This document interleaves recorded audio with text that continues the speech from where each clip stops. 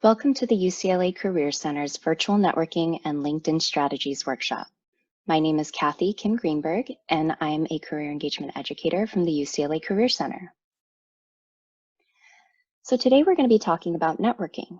Networking is this topic that we hear about all the time from all different sources in our lives, professors, peers, but a lot of us don't really know what networking really is, or we have a very narrow conception of what networking is.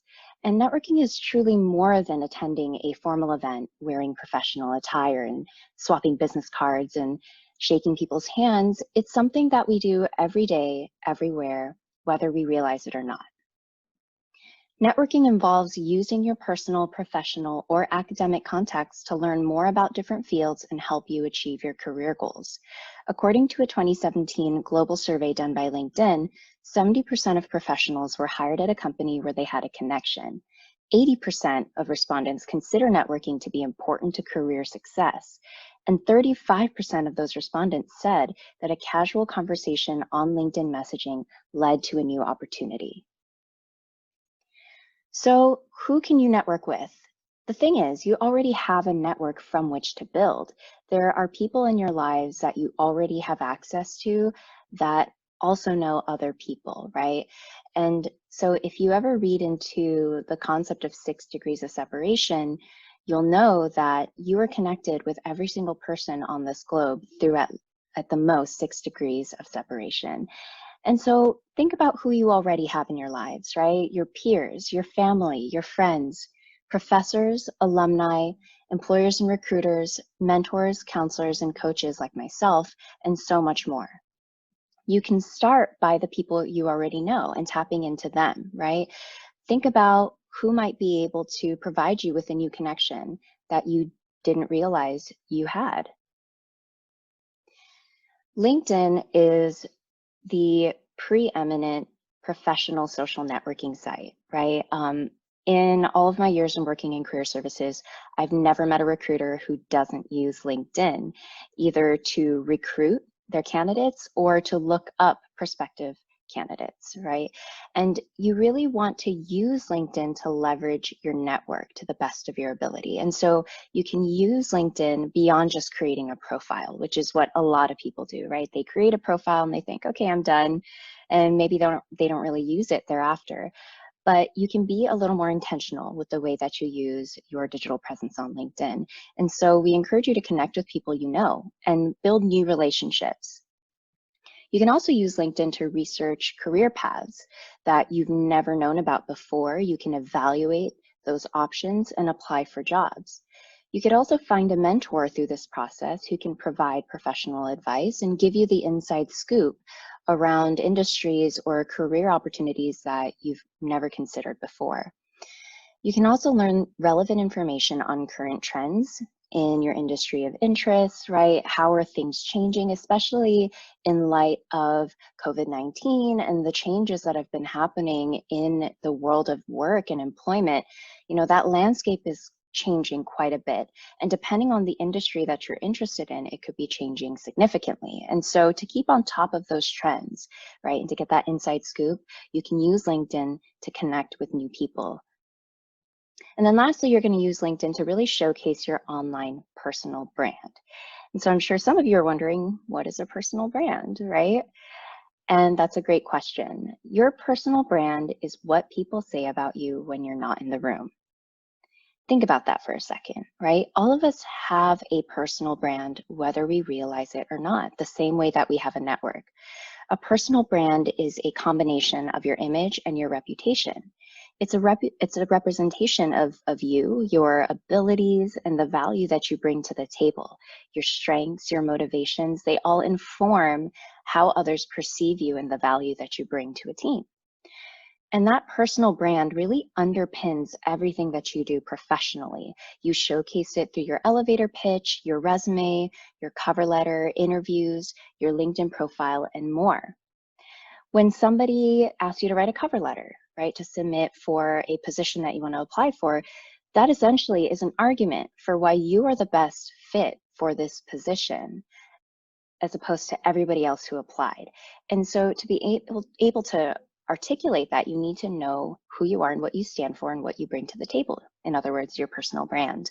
When somebody in an interview asks you, why should we hire you? Your personal brand is going to inform the way that you answer.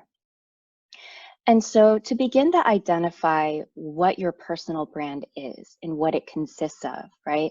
You want to start to think about what your personal promise of value is, and you want to learn how to tell your story. So here are some questions that can help you start to discern and identify and articulate what your personal brand is. You can ask yourself, what are the facets of my identity, my intersections, my background, my values, my motivations? What have I accomplished in my academic and professional life that I'm proud of? What are my strengths? Or why do people come to me for help as opposed to others? And what are my aspirations for the future? What can I help others achieve? These questions are really going to help you craft and discern your personal brand, which is going to inform the way that you present yourself across all professional avenues. One of the ways in which your personal brand is going to inform your professional image is through your LinkedIn headline, right? I think a lot of us struggle with the LinkedIn headline and the summary. The rest of the profile is pretty easy, right? When you fill out your work experience and your volunteer experience, your collegiate engagement, the headline and the summary are so critical for a couple of different reasons. The headline represents your personal brand as well as your summary, right? Your headline carries the most weight for visibility. It's the first thing that recruiters see. Something to note is that recruiters have a different LinkedIn profile or platform. They see a different view of LinkedIn than your typical person, right? Your typical job seeker or professional. And through their platform, they're able to use a really powerful keyword search module to be able to search for prospective candidates when they're doing recruiting. And so LinkedIn's algorithm for which professionals they decide to show in a certain keyword search is weighted heavily towards the words that are listed in the headline. So it's really important, as a result, to use keywords related to your industry and your function, and to be able to illustrate your value proposition. On the slides here that you see on the screen, you're going to see a couple of different examples. As you see in the top, we have Josie Bruin, social media editor, content and digital strategy, creative marketer, helping brands connect with people. And so you see here this really strong combination of listing skill area, right? As well as the functional role that this person occupies, social media editing, content and digital strategy. But then you see this value proposition, right? She is identifying as a creative marketer who helps brands connect with people. And that demonstrates some of the value that she has as a professional and the way in which she approaches her work. Jo Bruin here has graphic designer, motion animator, environment artist, so really sticking to those core skill and functional areas. And Bella Bruin on the bottom, as you can see, first identifies herself as a UCLA computer science student, a software engineer, a data analyst, and then lists some concrete skill sets, Java, full stack. What I highly recommend that you all do is to start looking up alumni and professionals on LinkedIn who are in your industry area of interest or in the type of role you're interested in going into someday, and do some benchmarking. Really take a look at what are they putting in their headlines? What are they putting in their summaries? And that'll give you a really good idea of where you can start. You'll start to pick up on some keywords that are really important to your industry. You can also find keywords that are relevant by looking at job descriptions of positions that you're really interested in. Your LinkedIn summary is your opportunity to tell your story, right? They want to know who you are. The people that come to your page don't just want to see what your accomplishments are and what roles you've had and what organizations you've worked for. They want to get a sense of you. So tell a story that reflects your values, your motivations, your personality, and your mission. Describe your talents that are both concrete and also those transferable skills. I think a lot of college students have occupied positions either part-time or on campus that are largely administrative or customer service oriented. And a lot of them tend to think, that's not really relevant to what I want to do. However, you develop a lot of transferable skills in those types of positions, such as being able to tailor your communication style to diverse audiences, or to be working in a fast-paced environment with competing priorities and balancing your time management, right? So I think there's a lot of transferable skills that we tend to underestimate in these entry-level part-time positions that a lot of students already have in their experience.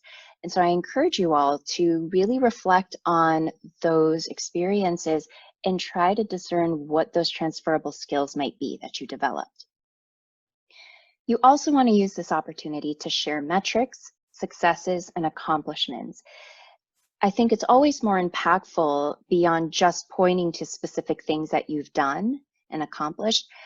It's even more impactful to articulate some of the metrics around it, right? So giving specific quantitative data, right? Instead of saying that you provided customer service to clients, you could provide a little more detail by saying, provide over 500 plus clients with excellent customer service, increasing customer satisfaction by 15% over the course of a quarter, right?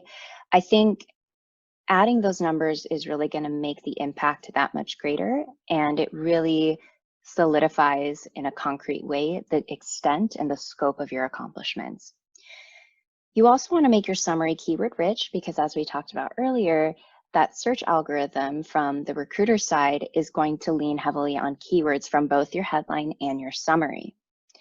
And then lastly, you want to be authentic and use your true voice. This is your opportunity to demonstrate who you are, how you think, how you approach and solve problems, and how you communicate. As you can see here on the screen, there are some examples of LinkedIn summaries that are very strong. As you can see from this first one, there is a trend of writing a short paragraph, a couple of sentences, and then listing in bullet point format your key core skill areas. And this is a trend you're going to see across all industries. And I think it's important to note that strategy. Another strategy that you can utilize LinkedIn for is to conduct informational interviews. For those of you who've never heard of informational interviews, they're just basically informal conversations that you have with professionals that are working in a career that interests you or careers that you want to learn more about. I think it's a very, very impactful and easy way to be able to test drive careers that you might be considering. Formats can vary. Phone or video chat is perfectly appropriate, especially in today's environment. And informational interviews really allow you to evaluate compatibility of careers with your interests, your values, your personality, skills, and lifestyle. I think a lot of us have narrow conceptions of the reality of a career, or maybe based on media portrayals of careers that we're familiar with, but that's not always the lived experience of professionals in those fields. And so it is so critical for you to be able to speak to people who are actually doing it now, right? And I think beyond that, a lot of us don't realize that the lived experience of two professionals with the same job title might be drastically different depending on the type of organization that they work for. And so it's really important to start to think about all these dimensions coming together, right? Not just your functional role or industry of interest, but what kind of organization do I want to work for? Right? Large, small, nonprofit, private. There's a lot of different types. And your experience in those organizations is going to be dramatically different depending on the people that surround you and the culture of that organization. Informational interviews are going to give you that opportunity to get industry relevant advice and insider knowledge that can help you in anything from resume writing to interview preparation and jumpstarting your career. Again, it's going to give you that inside scoop, right? Especially in today's environment where things are constantly changing at a rapid rate, right? You are not entirely sure what the prospects are in certain industries anymore. It's really important to talk to the people who are in it. And then lastly, informational interviews are really going to help you find out about new career paths you didn't know existed. And so who do we ask for informational interviews? Well, the two populations that are the easiest for you to connect with are alumni and professionals. Alumni are constantly willing to give back, right? Being part of this Bruin community is such a beautiful thing because you have hundreds of thousands of alumni to connect with. And so we encourage you to use LinkedIn and UCLA One to find alumni and professionals. LinkedIn is available to everybody globally, whereas UCLA One is a UCLA specific alumni and networking site, right? So it's very similar to LinkedIn, but it's a way for alumni to connect with each other and with students. And I'm going to show you in a moment how you can actually find alumni on LinkedIn, which is a big question I get very frequently. But before we get into that, let's talk about how to ask for that informational interview. I think a lot of students are a little anxious about reaching out to somebody that they don't know to ask for their time, right? It kind of feels awkward, but I guarantee you from both anecdotal experience and what I hear from other people in my profession, the students who actually take the time to reach out to people and schedule these informational interviews end up fast tracking their goals significantly more than those who do not. And the reason is that the environment that we're in right now, where technology has really increased the amount of applications that people submit and recruiters are overwhelmed by the amount of applications they receive, it's more important than ever to really leverage your network and real human relationships, right? To give you some perspective, I took some UCLA students last academic year, 60 of them, to Hulu. And the lead recruiter at Hulu gave a wonderful presentation, talked about their recruiting cycle and what they look for in a candidate.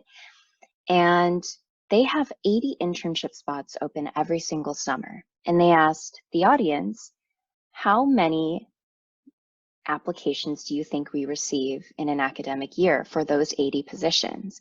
And some people said 1,000, 3,000, 5,000. And the answer was 33,000. And I say this not to scare you, right? But to really give that inside perspective of what it's like from the recruiter perspective. If I'm recruiting for a big company or a popular company, and I get hundreds, if not thousands of applications for one or two spots, I'm going to rely on the people that I know, that I trust, to be able to refer other people that they trust to this position. Right? I'm just more likely to trust the relationship that I've built with somebody else and to trust their word and their experience working with another person, as opposed to applications that have been submitted cold. And that is just the reality. It really is important to rely on your network. So to get back to informational interviewing, how do I actually ask alumni? Well, there's a couple of strategies you can use, right? When crafting your message, you're going to introduce yourself and how you found them, emphasize that you're looking for information and not a job, and then ask for a convenient time to have a 20 to 30-minute virtual conversation. It's very, very important to emphasize that you're looking for information and not trying to solicit a job. And the reason is it's pretty obvious, right? You don't want to make people feel like you're using them in any sort of way. You want it to be about them. You want to learn from them what their experience has been, what their trajectory has been, and you want their opinions and their insight. And eventually, when you develop a strong relationship with somebody, they may be able to refer you at that point, right? But you want to still build that intentional relationship with alumni. And so you can see this example of an outreach email on the slide here, but what I'm going to show you now is how to actually find alumni on LinkedIn and how to reach out to them. So as you can see here, this is my LinkedIn profile. You can see that I have my headline here, a professional headshot, as well as a summary in the format that we discussed earlier, a short paragraph followed by a bulleted list of professional skill sets. How to find alumni is very, very simple. You simply go to the search bar, you type in UCLA, and you find the UCLA school page. Through this school page, you're going to see this little menu on the left here, and there's an alumni tab. Through this, you have access to over 430,000 alumni. That's an incredible population of people and talent and professionals and potential mentors that you have the ability to tap into. And what's really neat is that you can filter these alumni by keyword, by start and graduating year, and using these macro filters as well for where they live, where they work, what they do, and what they studied. And so a fun exercise that I have students do who maybe are unsure of what people in their major end up doing is to use this major filter to look up alumni and what they're doing now. A fun one that I like to point out is history. I think a lot of history majors that I've met with hear about, and I think a lot of North Campus majors, or actually a lot of just generally students hear about the 5 to 6 professions that everybody in their major talks about. And when they aren't gravitating towards any of those careers, they feel like there's something wrong with them, right? And that's absolutely not the case. There are so many different opportunities out there. Your major isn't going to pigeonhole you into a certain type of career. Instead, what I like to see it as is that your major informs the way that you think, it informs the way that you approach and solve problems, and it really informs the way that you communicate. And so it gives you an edge in that sort of way. And so if we were to filter our alumni search by a history major, and then perhaps, set a filter for people who graduated in 2015, so we can see people who are out of school, you'll see a couple of different things. So you'll notice that there's this macro snapshot of where people work. And you can see it's all over the place, right? Yes, there's a lot of education in here. There is also government, as you can see, but there's also places like Google. It's interesting. And I encourage you not to just pay attention to where people work, but really focus on what they do. And as you can see, while many people who are history majors or were history majors do end up in educational institutions, the majority of them are actually not in a functional role as educators, but are in business development. And so I think it's really important to not just pay attention to the organization itself or the industry that the organization is in, but also think about the functional role that these people occupy. So say you wanted to just see, who are the 25 history graduates that ended up at Google? Well, you can filter by that and scroll down and take a look at what they do. And as you'll see, there are some different profiles that are going to pop up, and you'll be able to see these different alumni with all these different position titles and take a look at their profiles.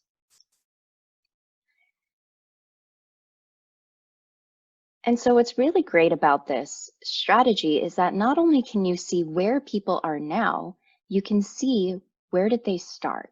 And that can be really helpful if you're thinking, that is a career I'm really interested in or want to learn more about, but I want to know how they got there. And it's really great to be able to see the full scope of somebody's professional and academic trajectory. What you'll start to find doing this exercise is that there's no one right way to get somewhere, right? People who occupy a single type of career or function or title all get there in different ways. And looking at different alumni profiles in LinkedIn is going to help you start to see patterns, right? What do a lot of people, what do a lot of people's trajectories look like? Did they have to get a certificate? Did they have to get an advanced degree, or was that not required? Did they have any specific internships while they were in school? All of these questions can be answered by taking a look at alumni profiles. And so say you find somebody's profile and you're like, wow, I really, really want to speak to this person and I want to get their insight? Well, all you do is you click connect and you add a message. And my recommendation is to always add a note before sending an invitation. And this is because you don't want people to simply look over your invitation request because you didn't include a note, right? They might look at it and say, I don't know who this person is. But if you include a note, maybe something along the lines of, hi, I'm a current UCLA student. I came across your profile on the alumni page and I thought it was really inspiring. I'd love to connect. And you send that invitation. They have a lot more impetus to want to connect with you.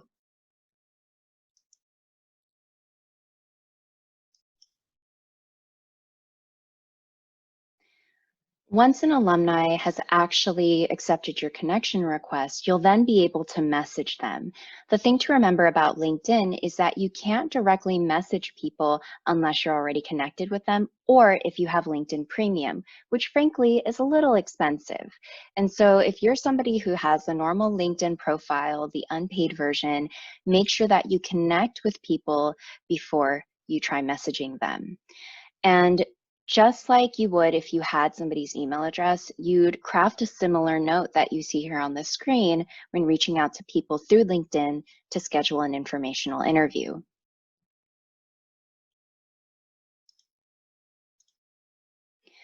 So once you're in an informational interview, right, the floor is really yours. It's your opportunity to ask questions that are going to help you make a decision either about what type of career that you want to get into or to really start to understand the lived experience of professionals in this field.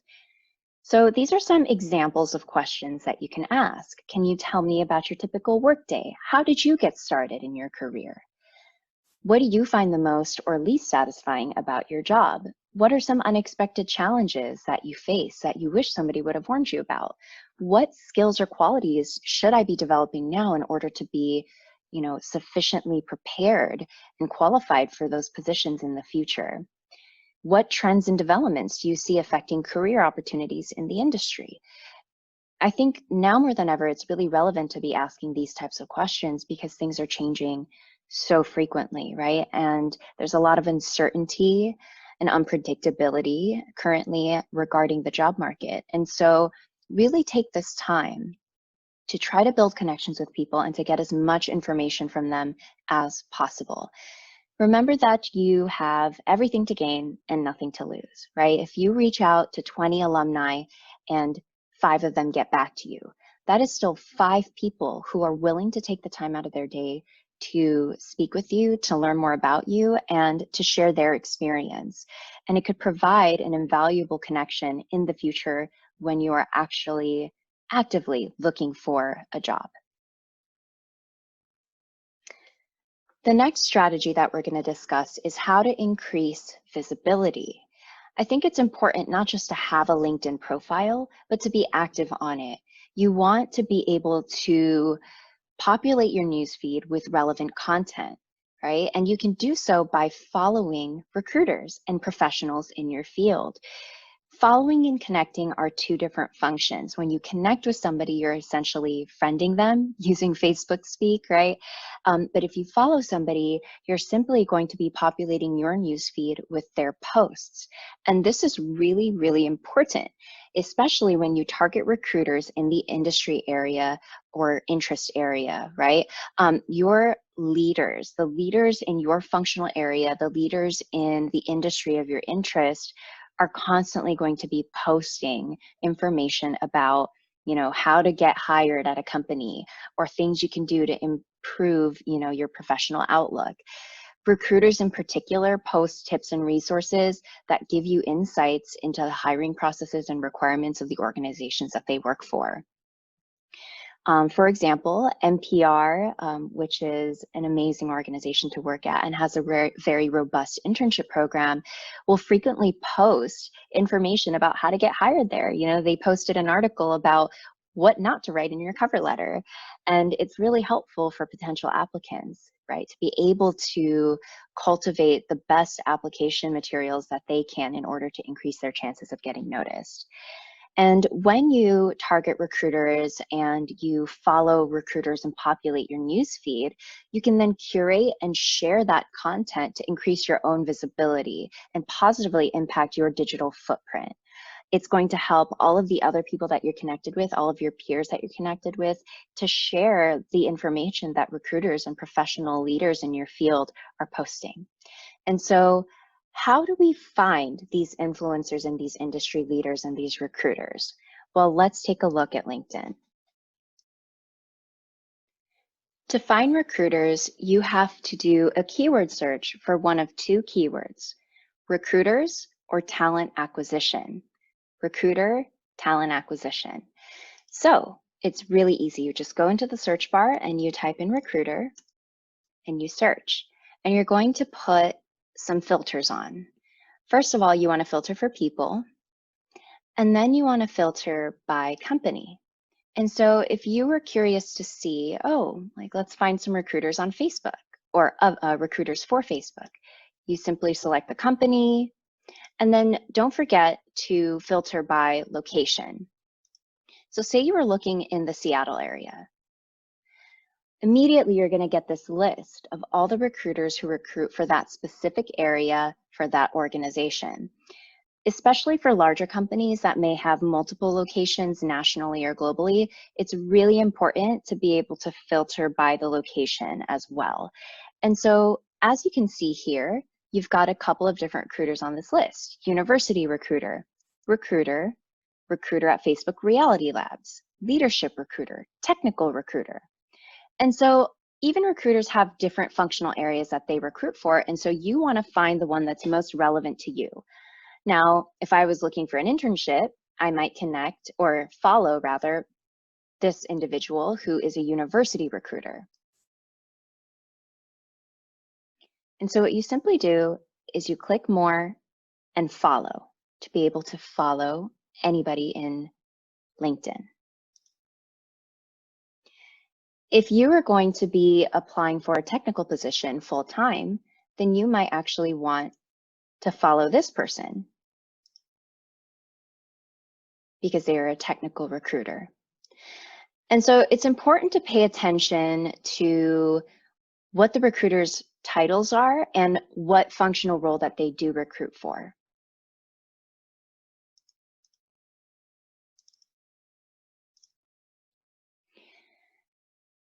Besides following, right, you can also connect with recruiters. There is a different reason for why you may want to follow versus connect with a recruiter. When you're following a recruiter, again, it's really to give yourself information and share information with people in your network. Whereas you only really want to connect with the recruiter when you have a serious interest in applying for a position, or if you have already applied for a position at that organization.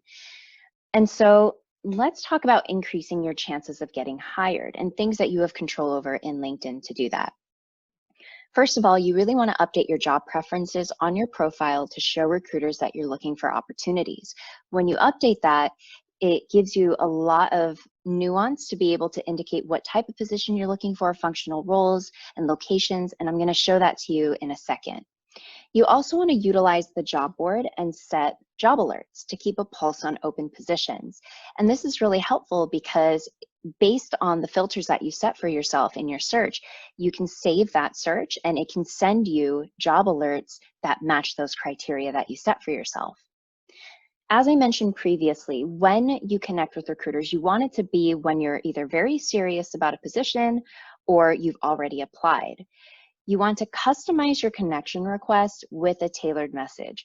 Recruiters get connection requests all the time simply because of their position and the power that they hold in hiring. And so to be able to make yourself stand out from everybody else who sends a connection request, you can add a little note.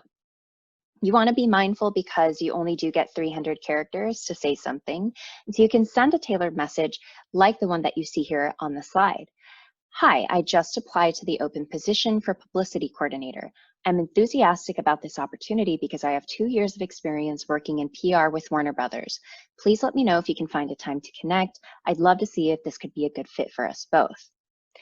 That first sentence tells them immediately that you are serious, right? You've already applied, you have applied for a specific position, and then that second sentence hooks their interest because it's demonstrating that you already have experience in the role that you're applying for, right?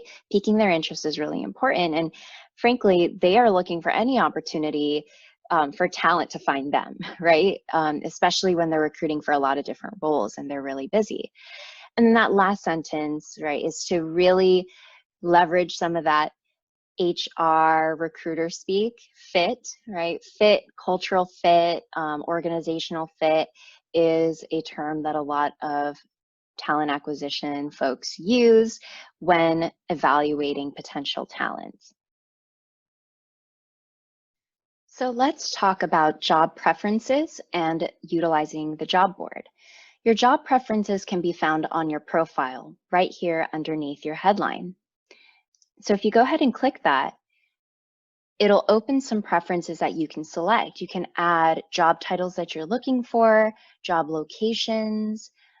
You can also indicate what job type, whether it's full-time or internship or contract or remote. And you can make sure to leave this toggle on so that you're notified when new messages come in, right? And you can make sure that only recruiters see this if you are currently in a job and you want to hide the fact or not share the fact that you're actively looking. Or you can open this up to all LinkedIn members if you want to also have that information accessible to professionals who aren't recruiters. In regards to the job board, it's incredibly robust. To access it, you're gonna click this little briefcase icon in the top menu. And as you can see, you can use different keyword searches and you can add filters. So you can look for posting dates if you want to look for postings that are newer, right? Just within the past week or 24 hours, you can definitely do so. You can also filter by company and experience level. And so if you are looking for entry-level roles, you could make that clear so that you're only seeing those that are entry level. Some jobs are going to have a LinkedIn Easy Apply button, and this is really, really helpful if you are trying to really maximize your time in the job search. It really just streamlines the whole process, and using Easy Apply is going to essentially import the information from your LinkedIn profile. You can also save jobs, which is very helpful to come back to later if you want to take a look at that. The last thing to remember about virtual networking is to not just grow your network, but maintain it, right? Maintaining your network is a whole other ballgame, and it really takes a lot of time and intention to do that. And we really encourage you to focus on building these long-term, mutually beneficial relationships. The reality of conducting a lot of informational interviews, for example, is that you're not going to click with every single person that you do an informational interview with. At the very least, you're getting some really good inside information and insight into their career and into their experience, but you may not connect with them on a personal level. However, there's always the potential for that to happen, right? And when you do meet somebody who you have something in common with, deeper than just your career interest, you'll find that it's very easy to talk to them and that you might develop this mentorship type relationship. And that really is the goal. And for those individuals, you really want to maintain those relationships. And so here's some key tips on how to do that.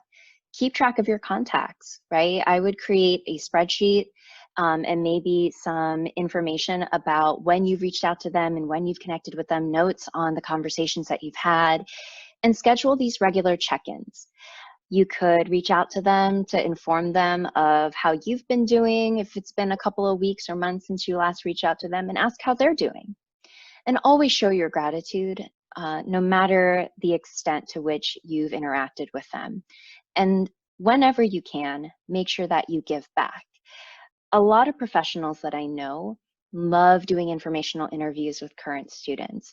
And the reason why is that they often articulate that it helps them keep a pulse on new talent and the upcoming generation of talent. And it's something that they really enjoy, and it's something that they find valuable as well. So always remember that you're not just deriving value from this interaction, so is the other party.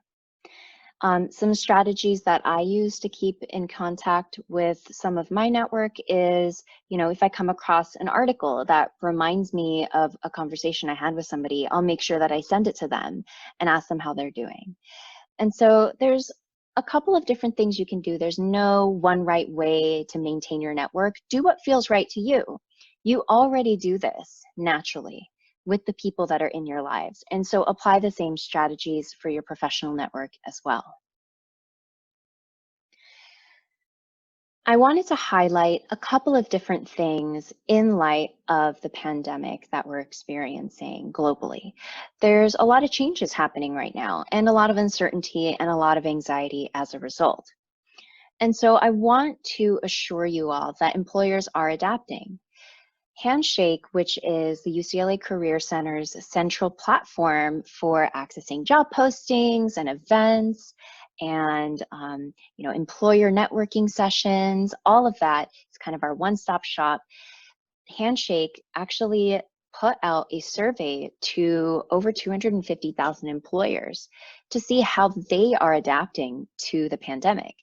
And as you can see from the survey results for recruitment trends from April this year, employers are quickly shifting to virtual channels to continue engaging with students on Handshake because the world hasn't stopped spinning. They still need to find talent, right? And they still need to operate.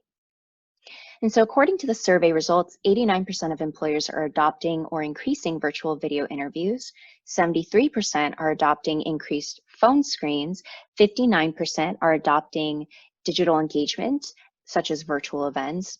And here's a fun stat, 80% of students who share their job type, job role, and location preferences through their Handshake profile get a proactive message from an employer on Handshake. And so Handshake is really a great place to also be thinking about your digital footprint. It looks very similar to LinkedIn, right? You're going to have a profile, but again, it's UCLA specific, right? And it's your conduit to connecting with employers who specifically want to recruit and engage with UCLA students. Here's some tips and resources to guide you through some of the changes as a result of the pandemic. So the first is Handshake. As I mentioned, Handshake has a very robust job board. At any given time, there might be anywhere from 13,000 to 15,000 job postings. It's relatively less than what you might find on LinkedIn or Indeed or Glassdoor or any of these big open job search engines. But the benefit of using Handshake is that all the employers that are on Handshake want to specifically hire UCLA students and alumni. So look for summer internship and job postings and make sure you complete your profile to attract these employers. Using LinkedIn and UCLA One, that's what this entire Webshop has been about. Really focusing on your online presence and updating your digital profile is just going to help increase your footprint digitally. And especially right now when, we have stay-at-home orders and it's really hard to get out and connect with people, digital strategies and digital connection is our primary method of building our networks. Candor.co is a wonderful website where you can see updated information on companies that have hiring freezes and which industries are hardest hit by this pandemic. The hyperlink is in the screen here. You can also Google Candor and find that information. You also want to be prepared. At any time, a recruiter can reach out to you and you want to have your resume and cover letter ready to go. You can also practice interview strategies in interviewing using a tool called Interview Stream, which all UCLA students have access to. You also want to develop concrete and transferable skills. You want to refine your interpersonal communication and technical skills, and you can build up some of those concrete skills using free access to LinkedIn Learning/Lynda through the Los Angeles Public Library. Not a lot of people know this, but if you reside in Los Angeles County, you actually have free access to LinkedIn Learning. So go check it out on their website. You can get an e-media card in like 30 seconds, and you can access LinkedIn Learning that way. Just make sure that when you get your little postcard in the mail from the LA Public Library that you fill it out and send it back, or else they might expire your e-media card. Just keep that in mind. And then lastly, be agile. Be flexible, patient, adaptable, kind, compassionate, understanding, and optimistic. This is a really hard time, not just for everybody at the UCLA community and UCLA students, but for companies and recruiters as well. And so do your best to keep all that in mind and be as gracious as possible. The UCLA Career Center is here for you. We have virtual services, events, and resources, again, all available through Handshake, which is our one-stop shop. You can always visit our website to take a look at all the resources available to you. But here's an overview, a snapshot of some of the things that we offer. Virtual career advising. We offer 30-minute one-on-one consultations Monday through Friday, 8 to 5 p.m. You can schedule an appointment through Handshake, and I would check on Fridays throughout the day for new appointment availabilities for the next 2 to 3 weeks out. We also offer virtual drop-in sessions. Those are 15 minutes available Tuesdays, Wednesdays, and Thursdays from 10 a.m. to 2 p.m., where you can discuss one of two topics, resume and cover letter, or job and internship search strategy. Events and workshops are hosted all the time throughout the quarter and throughout the year. You can access a variety of different career education workshops and programs and panels, from everything from job and internship search to interviewing to graduate or professional school preparation. We also offer employer info sessions. So employer information sessions are virtual forums where employers present to students and keep them informed of the job and internship opportunities and their recruitment processes. It's a really good way to get an inside scoop and then to directly connect with recruiters who want to hire UCLA students. A lot of employers also host on-campus recruiting. Of course, at this time, it would be virtual recruiting, but they go through the Career Center. So they'll post on Handshake, and then they'll attach an on-campus interview to that posting. And if you apply and get selected, you can actually fast track your interview process by going through the Career Center's on-campus recruiting. And then lastly, we have a lot of articles and digital resources available to students. Our website offers a full range of articles, resources that have expert tips and up-to-date career advice. You can access that information anytime, anywhere, and that can be really helpful if you have a variable schedule or if you're really busy and only have time to do some of this career exploration stuff in the evenings. Some of the online resources that I want to highlight are all available through either our website or through Handshake. So here's a couple. Focus 2, which is a career exploration and assessment tool. If you're not really sure where to start in the career exploration process, Focus 2 might be a good place to start. Vault has over 120 industry-specific career guides. It's incredibly helpful when you're starting to narrow down the industry of your interest, but you don't really know that much about it. An example might be advertising. Sometimes I'll get students who are like, I'm really interested in going into the advertising industry. And I'm like, okay, are you interested in media planning? Are you a creative? Do you want to be an account executive? And they just are like, I have no idea what any of this is. And so if you are one of those people who are like, I have an interest in this industry, but I don't know that much about how it's structured or the different positions or the required experience, you can find all that through Vault. Going Global is an international job and internship search site, and it also has over 100 country and international city career guides. And so globally, right, different cities, different countries have different expectations and best practices around applications. And so a resume that is standard practice in the US might look very different in, say, South Korea.